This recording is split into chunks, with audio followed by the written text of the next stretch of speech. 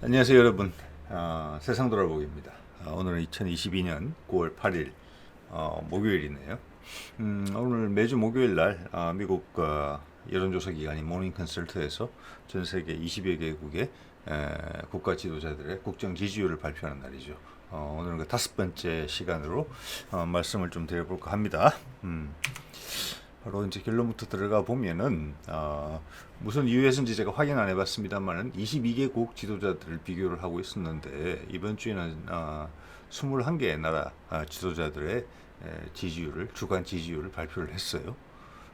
보니까 21개국 중에서 우리 윤석열 대통령이 여전히 최하위를 기록했습니다.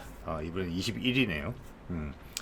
그래서 위에 지금 20위를 한 네덜란드 지도자는 26%, 24%, 그 위로는 26%, 뭐 27% 이런 때네요.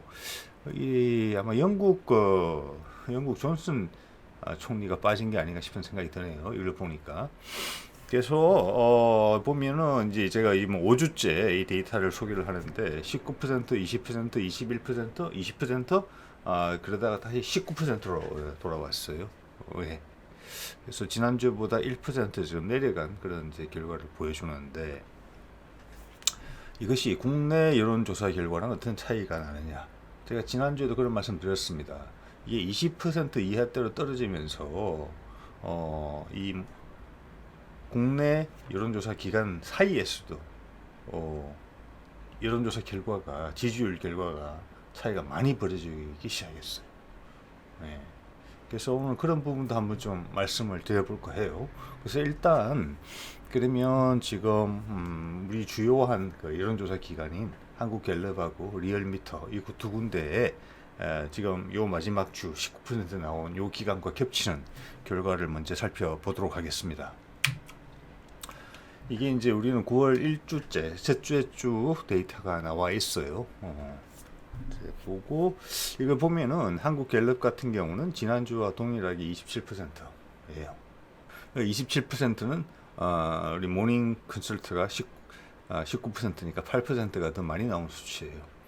그다음 리얼미터는 보면 리얼미터는 조금 이제 많이 나오는 쪽이죠. 이거 외에도 뭐 여러 군데들이 있어요. 대부분 이번에도 30%대가 나온 것 같고 한국갤럽이 우리나라 여론조사 기관 중에서는 제일 낮게 나온 거예요. 거의 유일하게 20%대를 아마 보여준 것 같은데 이마저도 미국의 유력한 여론조사 기관인 모닝 컨설트보다 8%가 높은 결과예요. 자, 그리고 리얼미터는 이번 주에 지난주보다는 1.3% 내린 32.3%의 지지율을 나타냈어요. 한국갤럽은 유지, 리얼미터는 잠깐 내려간 거예요. 그래서 이 32.3%라는 리얼미터의 지지율은 모닝 컨설트의 19%하고 비교하면 13.3%나 높은 지지율이에요. 뒤에 다른 슬라이드에서 보시겠지만 이 정도 차이는 모닝 컨설트까지 포함해서 말입니다. 8%, 13% 차이가 났잖아요. 다른 나라에서는 보기 어려운 격차예요. 네. 자, 이 정도 되면은 세계의 격차가 이렇게 13%까지는 나는데 그럼 어딘가는 뭔가 잘못이 됐다 이런 것이 있어. 그러면 어딘가는 진실이 있고 어딘가는 거짓이 있고 뭐 다 섞여 있는 것이죠. 그 중에서 우리가 이제 판가름을 해야 되는 것이죠. 그들이 데이터를 우리한테 제공을 하지만 그 데이터에 대한 신뢰성 자체도 우리가 의문을 가지지만 또 이 데이터들이 어떤 맥락 속에 있는 건지 전 세계 지도자들의 지지율이라는 면에서 어떤 것이 높은 것이고 어떤 것이 낮은 것인지 낮아지면은 얼마만큼 낮아져야지 낮아진 것이고 그 낮아진 결과는 무엇을 초래하는지 이런 맥락은 전혀 제공해 주지 않아요. 예, 아주 기본적인 데이터만 제공하고 그 기본적인 데이터에 대한 신뢰성도 우리가 고개를 갸웃거리게 만드는 것이죠. 그게 제가 5주 동안 이 모닝 컨설트의 데이터를 소개하면서 다시 한번 확인하게 되는 그런 부분이에요. 예. 자, 그러면 한국갤럽하고 리얼미터를 한번 비교를 해볼게요. 이 사람들이 처음부터 이렇게 차이가 났느냐? 윤석열 대통령이 취임한 게 5월 초잖아요. 5월 10일인가? 그러면 지금 6, 7, 8, 9, 4개월밖에 안 됐거든요. 예. 그럼 한번 볼게요. 한국갤럽하고 리얼미터. 이게 제가 데이터를 바탕으로 해가지고 그래프를 만든 겁니다. 여기 보면은 파란색이 한국갤럽이고 위에 빨간색이 리얼미터예요. 자, 여기 보시면은 6월 마지막 주 정도까지는 보면은 한국갤럽과 리얼미터의 지지율이 엎치락뒤치락 했어요. 그죠? 즉 이거는 거의 같은 여론을 반영을 하고 있었다는 거예요.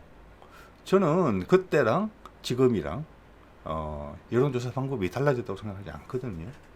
그렇죠? 예, 그럼 달라져서도 안 되는 부분이고 전화 여론조사. 예. 그래서 저 때는 엎치락 뒤치락 하니까 거의 같은 패턴을 보여줬다고 볼 수 있어요. 그런데 여기 보시면 7월이 들어서면서 6월 마지막에서 7월로 들어서면서 지지율이 30% 초반대로 내려가기 시작해요. 그때부터 이 두 기간의 여론조사 지지율이 확연하게 다른 패턴을 보여요. 서로 교차하거나 중첩되지 않아요. 서로 제갈길을 갔어요. 그리고 20% 이하로 떨어지자 차이는 더 심하게 벌어진 거죠. 자, 이 갤럽 조사를 보면은 이번 주까지 포함해서 30% 이하로 국정 지지율이 떨어진 것이 하나, 둘, 셋, 넷, 다섯, 여섯, 6주 연속 20%대예요. 30% 이하예요. 반면에 리얼미터는 뭡니까? 딱 한 주만 30% 이하로 내려갔고 나머지 5주는 다 30%였었어요. 자, 이 앞에 2자가 붙느냐 3자가 붙느냐는 느낌에 많은 차이가 있거든요. 뭐 그것 또한 전체적으로 왜곡된 거지만 30% 초반대라고 해도 엄청나게 낮은 수준이에요. 국정을 운영할 수 있는 동력이 떨어졌다고 볼 수 있는 데이터예요. 지지율이에요. 30% 초반만 되면. 자, 그 이야기는 조금 이따 다시 드리고, 자, 한국갤럽과 리얼미터가 전혀 상반된 데이터를 보여주기 시작했다. 지지율이 30% 중반 이상일 때는 서로 같은 결과를 보여줬었던 반면에 그리고 똑같은 여론조사 방법이 적용됐을 거라고 당연히 짐작할 수 있는 여건에서 지지율이 30% 이하로 30% 중반 이하로 떨어지자 서로 명확히 다른 패턴을 보여주고 있다. 예. 이런 것은 보통 어떻게 해석합니까? 통계적으로 상식적인 해석입니다. 예. 뒤에 뭔가 이유가 있다. 보통 이런 결론으로 나아가게 되죠.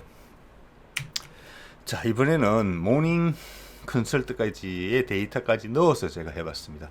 날짜가 중첩되는 것을 제가 일부러 넣었거든요. 여기 보면은 이제 처음부터 모닝 컨설트는 5월 첫 주부터 있잖아요. 그때는 취임식 할 때부터죠.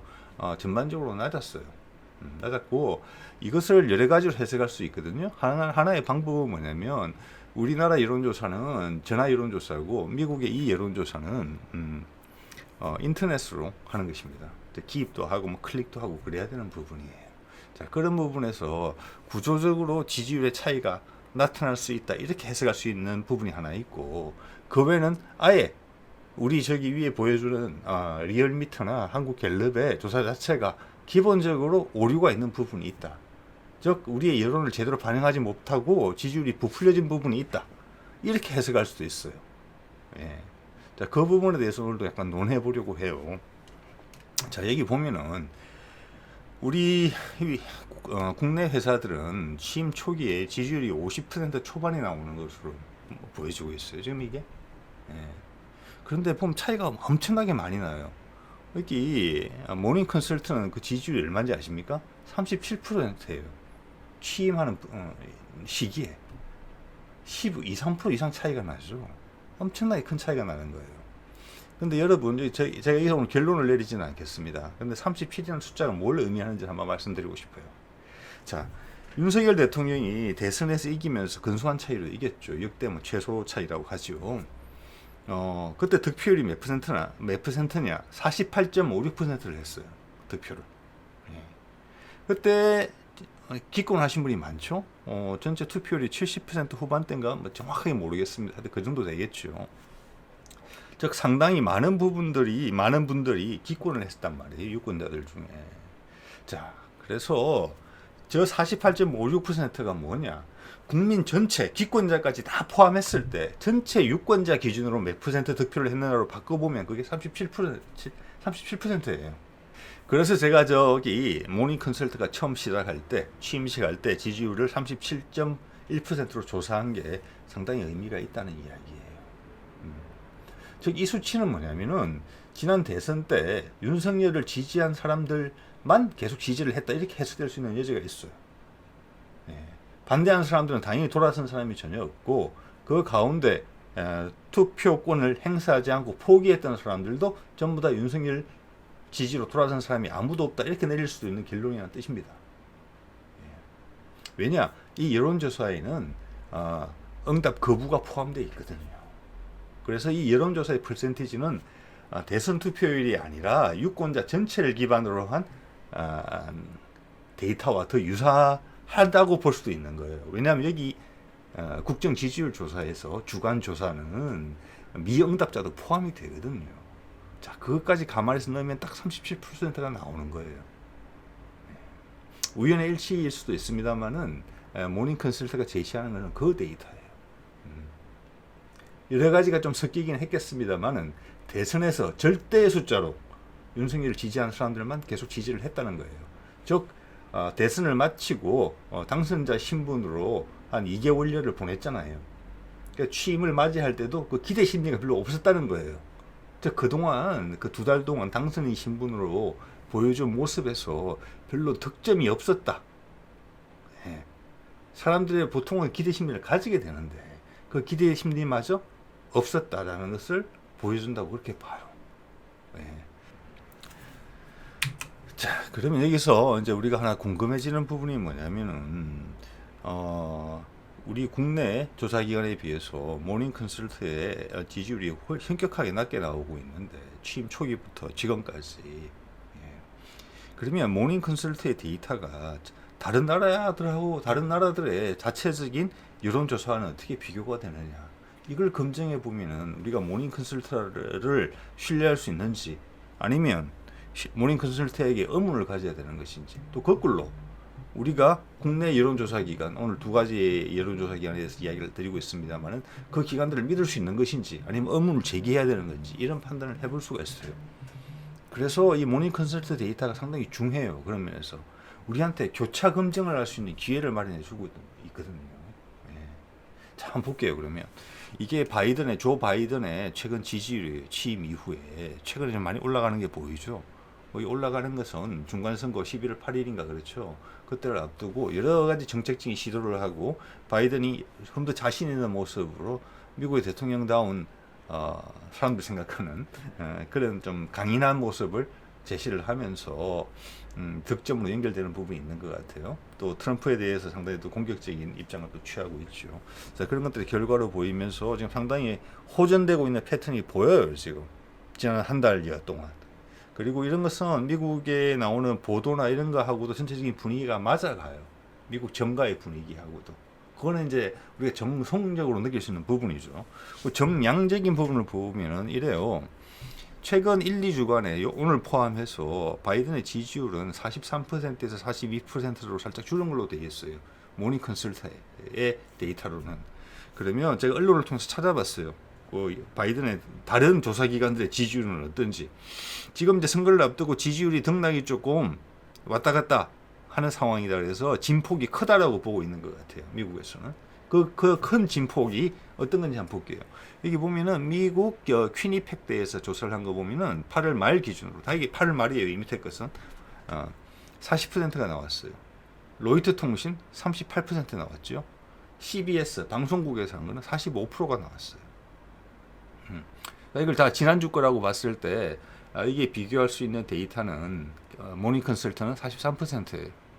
그러면 전체적으로 최저가 38에서 최고가 45%가 나온 거예요. 예, 7% 차이죠. 예. 그리고 모닝 컨설트는 그 중간점에 있어요. 약간 높은 쪽에 가깝네요. 오히려 38대 45니까 이건 43이니까. 예. 자, 그래서 우리 데이터에서 보는 것처럼, 우리나라 국정 지지율에서 보는 것처럼 다른 것들하고 지금 뭐 8% 또 13%까지 차이가 나고 있죠. 예. 그 차이는 많은 거예요. 지금 모닝 컨설턴트를 우리의 조사기관의 하나라고 생각해 볼게요. 그러면 거기가 19%고 이쪽 한쪽은 32.3%가 나오고 있잖아요. 예. 미국은 진폭이 현재 7%인데 우리는 진폭이 2배예요.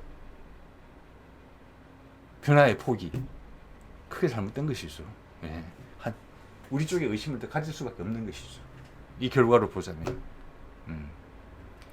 그리고 미국 내에서의 데이터를 봤을 때 조 바이든의 지지율을 봤을 때 모닝 컨설턴트는 거의 중간쯤에서 살짝 높은 지지율을 보여주는 거예요. 저는 모닝 컨설트가 여론조사를 하면서 미국 다르게 한국 다르게 그렇게 했으리라고 생각하지 않습니다. 예. 자, 그러면 지지율이 가지는 의미를 볼게요. 예. 자, 이거는 5월달 데이터죠. 그때 바이든의 지지율이 최하점을 찍었을 때 그때 36%가 나왔었어요. 역대 최저라고 돼 있죠. 연합뉴스에서. 예. 이때 어떤 기사까지 따라 나왔느냐 하면은 미국 민주당 내에서도 바이든 대통령이 앞으로 임기가 한참 남았는데 탄핵의 위험성이 있다. 이런 이야기까지 나왔던 거예요. 즉, 이 선이 마지노선이라는 거예요. 이거보다 더 떨어졌으면 그런 이야기 좀 더 본격화됐을 거예요. 그래서 이거부터 반등을 시도해서 지금 43, 42, 45까지 이제 올려놓은 것이죠. 예. 그게 미국 TV에서 방영되는 미국의 정책적인 움직임과 분위기가 같단 말이에요. 자, 여기서 하나 더는 30% 중반대가 상당히 미국 기준으로 봤을 때는 마지노선이다. 어떤 지도자로서 국정 동력을 계속 살려갈 수 있는, 이거보다 이 이하로 떨어지면 위험하다, 이런 걸 보여주고 있다고 봐요. 그럼 일본 것도 볼게요. 일본이죠. 자, 일본은 지난 3주간에 급격히 지금 떨어지고 있어요. 기시다 총리의 지지율이 이 그림으로 잘 나타나죠. 예, 이 정도면 엄청나게 떨어지는 거예요. 앞에하고 쭉 비교를 해보세요. 앞으로 더 떨어질 수도 있어요. 예. 38, 35, 31까지 떨어졌어요. 모닝 컨설트 기준으로. 예. 자, 이건 어떻게 되느냐. 이거는, 자, 8월 한 2주 전에 나온 거죠. 그때 기시다 내각 지지율이 36%로 떨어졌다는 거예요. 그때 미국의 지금 모닝 컨설턴트는 38%를 찍었을 때예요. 모닝 컨설트가 오히려 높았어요. 자, 그러면서 출범 10개월 만에 위기라고 표현을 했어요. 36% 떨어졌는데. 예. 왜냐? 스가 총리도 35% 이 정도 내려왔을 때 교체됐거든요. 그런데 그걸 떠나서 지금 35, 31까지 떨어졌거든요. 예. 자민당이 제대로 중심이 잡혀 있었으면 아베가 살아있어가지고 이거 기사 총리 바꿔야 되는 그런 상황인 거예요. 31%면. 근데 일본 자민당은 아베라는 주축들이 빠졌기 때문에 지금 총리 교체 시점을 잡고 있지 못하는 것 같아요. 그렇게 해석할 수도 있어요. 기시다도 여러 가지 노력을 했죠. 문제가 됐던 그 통일교 지원하는 그런 부분에 대해서 좀 비판적인 모양새를 취하면서 대규모 개각을 했죠. 그런데 지지율은 계속 떨어지고 있는 거죠. 오히려 가속도가 붙는 느낌이에요. 자, 이 상황에서 당내 교통 정리가 안 돼가지고 기시다가 이 상태로 계속 끌고 간다? 그럴 가능성이 좀 있다고 봐요. 왜냐하면 이제 본격적인 파워 게임을 하게 되는 거니까요. 자기들 내부에서. 그래서 지금 일본이 상당히 힘든, 정치적으로 힘든 그런 상황으로 좀 가고 있다. 그것은 아베의 사망에서부터 초래된 것이다. 기시다가 그걸 붙들어 맸어야 되는데 악의 힘이 부족해서 그걸 놓쳤다. 정치판이 혼란스러워지겠다. 이런 예상을 할 수 있는 거예요. 예. 자, 이렇게 봤을 때 제가 서가도 말씀드렸죠. 미국이나 일본이나 같아요. 30% 중반대로 떨어지면은 국정 동력을 상실한다입니다. 네. 자, 그러면 우리는 한국 갤럽 기준으로 일본의 제목을 매경에서 나온 제목인데 남의 일 이야기할 때는 이렇게 뽑았죠. 이걸 국내 상황에 적용을 시켜볼게요. 어떤 언론도 이렇게 이야기하고 있지 않지만 기시다 내각은 출범 10개월 만에 36%로 추락해서 위기를 맞았다. 이게 위기다. 내각의 위기는 뭡니까? 네, 내각이 총리가 교체될 수 있다는 거예요. 미국에서도 36% 찍으니까 바이든이 위험하다라고 이야기가 나온 거죠. 탄핵 이야기 나오고 그 다음부터 다시 지지율을 반전시키기 위해서 엄청나게 노력을 기울였죠. 민주당과 바이든이. 네. 자, 이 지금 매경의 제목을 우리 윤석열 정부한테 적용을 시켜볼게요. 윤석열 대통령 국정 지지율 20%대로 추락. 출범 2달째부터 6주째 계속 20%에 머물러. 한국 갤럽 조사 기준으로. 이거예요. 네. 자, 아까 제가 앞서서 미국 모닝 컨설트의 데이터가 일본 것도 그 범주 안에 있죠. 1, 2% 차이밖에 안 돼요. 미국의 다른 여론조사 기관하고 비교를 해보더라도 바이든의 지지율에 있어서 중간보다 살짝 높게 나오고 있어요. 그러면 한국에서만 지나치게 낮게 나온다? 어떻게 해석을 해야 될까요? 미국 여론조사 기관에 한국에 대한 악의적인 어떤 작업인가요? 아니면 국내 여론조사 기관의 거품인가요? 자, 그건 뭐 결론을 내리진 않겠습니다. 여러분들이 생각해 보실 수 있는 부분 같고, 최소한 그 세 개를 다 인정할 수는 있을 거예요. 우리가 모닝 컨설트의 데이터를 쉽게 치부할 수는 없는 데이터라는 것은 분명히 느낌을 오셨을 거예요. 자, 그러면 그 중에서 한국 갤럽 데이터를 중간자로 취해도 이런 결론이 나온다는 거예요. 자, 그럼 일본 사람, 일본 언론, 미국 언론이 이 매경의 제목처럼 한국의 윤석열 대통령에 대한 지지율에 대해서 제목을 뽑는다면 이거보다 훨씬 더 안 좋게 제목을 뽑겠죠. 36%또 위기인데 26%가 20%대가 6주 동안이나 지속되고 있으면은 그건 뭐라고 불러야 됩니까? 네. 자, 오늘은 이 정도 하겠습니다. 네.